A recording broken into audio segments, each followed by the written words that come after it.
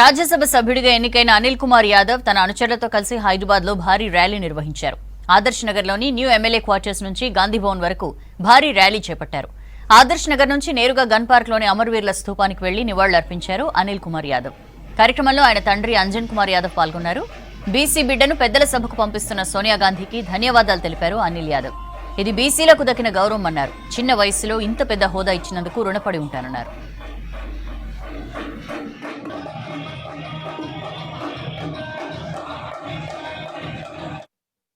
ఈరోజు అనిల్ కుమార్ యాదవ్ని ఒక బీసీ బిడ్డని పెద్దలకు సభ పంపిస్తున్నారంటే ఇది కేవలం అనిల్ కుమార్ యాదవ్ పెద్దల సభలో పెడతలేడు.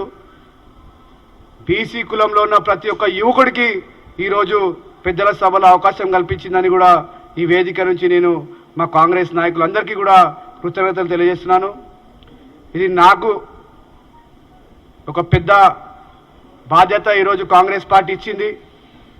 ఎందుకంటే గత 20 సంవత్సరాల నుంచి నిరంతరం ఎన్ని అడ్డంకులు వచ్చినా, ఎంతమంది ఒత్తిడి వచ్చినా, ఎంతమంది నన్ను డిప్రెస్ చేయాలనుకున్నా కూడా కేవలం ఒక నమ్మకం, రాహుల్ గాంధీ గారి నాయకత్వంలో ఏదో ఒక రోజు మంచి రోజులు వస్తాయి, ఏదో ఒక రోజు మాకందరికీ మంచి జరుగుతుందనే ఒక ఉద్దేశంతో ఎన్ని కష్టాలు వచ్చినా, ఎంతమంది అడ్డంకులు వచ్చినా కూడా అదే డెడికేషన్తో ఈరోజు కష్టపడి పనిచేయడం జరిగింది.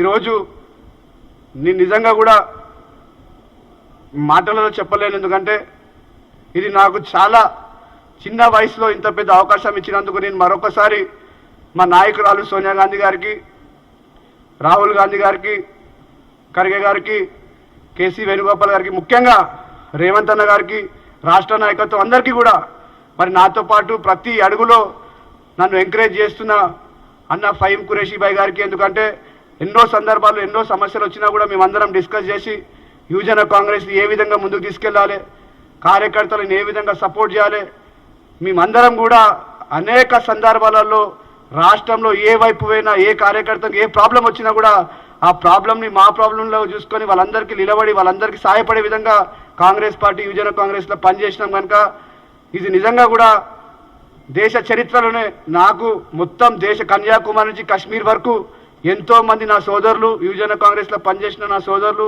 ఎన్ఎస్యూలో నాతో పనిచేసిన నా సోదరులు అందరూ కూడా ఫోన్ చేసి Anil Kumar Yadav member of parliament, Rajya Sabha కాదు, మేము కన్యాకుమారిలో ఉన్న నేను మెంబర్ ఆఫ్ పార్లమెంట్గా నేను అనుకుంటున్నాను, జమ్మూ కాశ్మీర్లో ఉన్న నేను మెంబర్ ఆఫ్ పార్లమెంట్గా నేను భావిస్తున్నాను, మధ్యప్రదేశ్ కావచ్చు, ఉత్తరప్రదేశ్ కావచ్చు, రాజస్థాన్ కావచ్చు, ఎక్కడ పోయినా కూడా ఇది అనిల్ కుమార్ యాదవ్ విజయం కాదు, యువజన కాంగ్రెస్ విజయం, ఎన్ఎస్ఏ విజయం అని కూడా ఈ సందర్భంగా అందరికీ తెలుసు.